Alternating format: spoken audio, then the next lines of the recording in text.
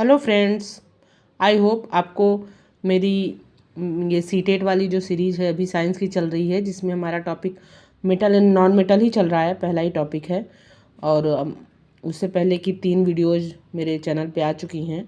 I hope आपने देख भी लिया होगा और चैनल को सब्सक्राइब भी कर लिया होगा। अगर अभी तक नहीं किया है तो ये वीडियो देखने के बाद ज़रूर सब्सक्राइब कर लीजिए और आपको अच्छा लगे तो अपने दोस्तों को भी शेयर करिए। तो मेरा ये सीरीज जो है सीटेट पेपर 2 पे फोकस्ड है, मेनली साइंस और मैथ्स के स्टूडेंट्स के लिए, जो कि मैंने तैयारी करते समय देखा कि काफ़ी कम कंटेंट मिलते हैं इसके यूट्यूब पे भी और कहीं भी, तो बच्चों को बहुत दिक्कत होती है। मुझे भी बहुत दिक्कत हुई थी। तो इसी सीरीज़ में आज हम लेके आए हैं एलॉय। एलॉय क्या होता है? सबसे पहले तो एलॉय समझने की ज़रूरत है कि क्या होता है। तो एलॉय जो है होमोजेनियस मिक्सचर है टू या टू से ज़्यादा मेटल्स का, या फिर एक मेटल और एक नॉन मेटल का, या फिर एक मेटल कई नॉन मेटल। होमोजेनियस मिक्सचर और हेट्रोजेनियस मिक्सचर आप जानते ही होंगे, और आप बीएड कर चुके हैं या कर रहे हैं, उसके बाद सीटेट की तैयारी कर रहे हैं, तो ऑब्वियस है कि बहुत कुछ नॉलेज आपको है, बस उसको एक पॉलिशिंग की ज़रूरत है। तो होमोजेनस मिक्सचर वो मिक्सचर होते हैं जिसमें जो उसके पार्टिकल्स हैं, जो भी मेटल नॉन मेटल जो पार्टिकल हैं वो सेम साइज के हैं, एटम वगैरह जो भी हैं, तो छोटा बड़ा साइज नहीं है उनका, तो होमोजेनस है। अगर अलग अलग साइज के होंगे तो हेट्रोजेनस हो जाएंगे। तो जो है दो मेटल्स या फिर एक मेटल एक नॉन मेटल, या एक मेटल कई नॉन मेटल, इस तरह के जो मिक्सचर होते हैं वो एलॉय कहलाते हैं।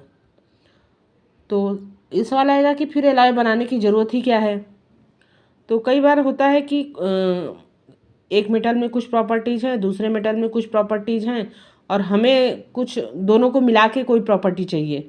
जैसे कि हमें पता है कि आयरन बहुत अच्छा बहुत मजबूत होता है और बहुत अच्छा good conductor of electricity, heat, ये सब है। तो बर्तन बनाने के लिए उसको अच्छा यूज किया जा सकता है और हम बर्तन बनाने के लिए यूज भी करते हैं। लेकिन हम उसके एक बहुत ही प्रॉपर्टी है, बहुत बेकार प्रॉपर्टी कह सकते हैं, कि उसमें जंग बहुत जल्दी लग जाता है।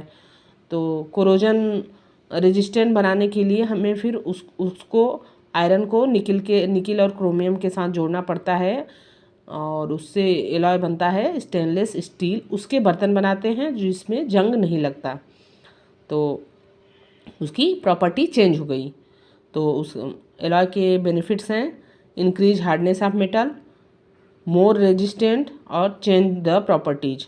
मेटल की हार्डनेस बढ़ा देता है, जैसे कि आपका एल्यूमिनियम जो है वो सॉफ्ट होता है, लेकिन आयरन के साथ मिल के जो है वो हार्ड बन जाता है और बर्तन बनाने में अच्छा काम में आता है। ठीक है, तो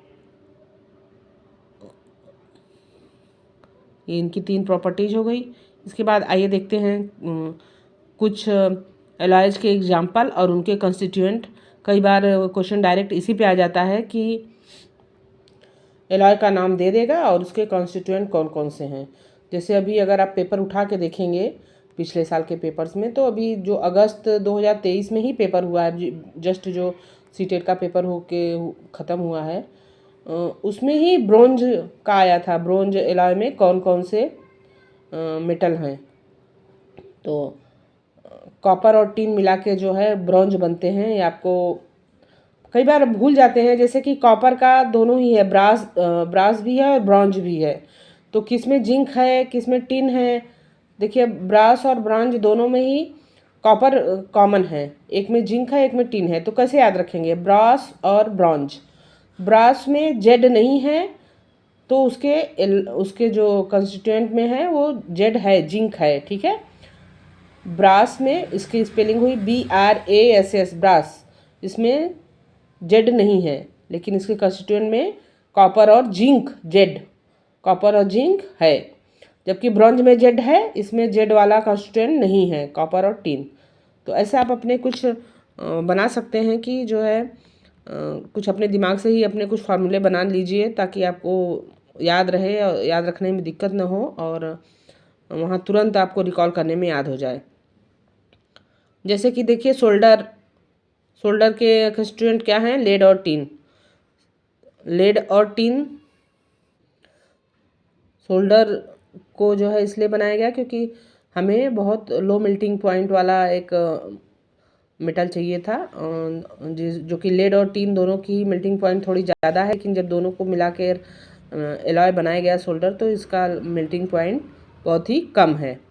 इलेक्ट्रिक सर्किट वगैरह में वायर्स में यूज किया जाता है, ताकि अगर जो है कहीं हाई वोल्टेज वगैरह पास हो रहा है तो तुरंत वायर फ्यूज हो जाए और दुर्घटना से बच सकें। ठीक है, तो अब देखिए स्टील का है। स्टील जो है आयरन और कार्बन से मिलके बना है। स्टेनलेस स्टील में iron, chromium, nickel. Okay, stainless steel में आयरन, क्रोमियम, निकिल, और स्टील में आयरन और कार्बन। ड्यूरालुमीन में एल्यूमिनियम, कॉपर,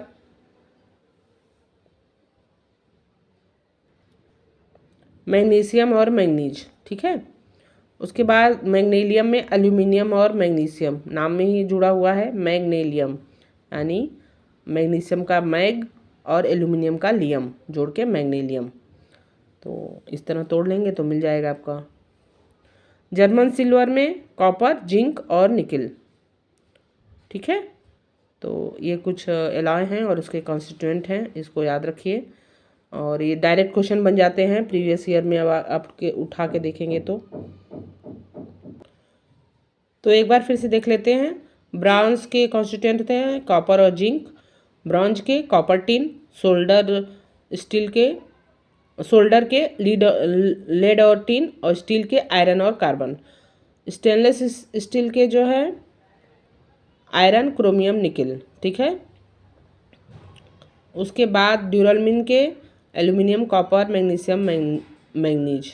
ओके, फिर मैग्नीलियम के एल्यूमिनियम, मैग्नीशियम। फिर जर्मन सिल्वर के कॉपर, जिंक और निकिल।